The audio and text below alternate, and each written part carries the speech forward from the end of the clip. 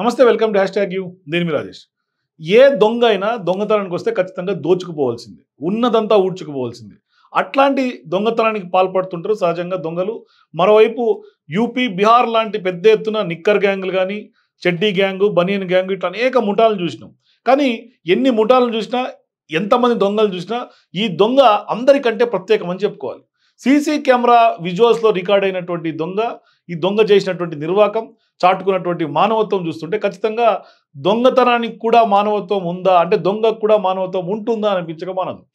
ఎందుకు నేను ఈ విధంగా చెప్తున్నాను అంటే, సహజంగా దొంగ ఎంటర్ అయ్యాడు అంటే పకడ్బందీగా పక్కా ప్లాన్గా రెక్కీ చేసి ఏం దోచుకోవాలో కూడా అదును చూసి దొంగతనానికి వస్తూ ఉంటారు.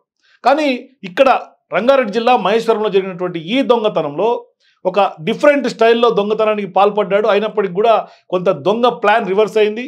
వచ్చిన తర్వాత దొంగతనం కోసం రూములు వెతికాడు, కిచెన్లో వెతికాడు, ఫ్రిడ్జ్లో వెతికాడు, మొత్తం బెడ్రూముల్లో వెతికాడు, ఇంటిళ్ళ పాది మొత్తం అంతా వెతికినా కూడా అతనికి చిల్లి గవ్వ కూడా దొరకలేదు. కేవలం ₹1 కూడా దొరకలేదు.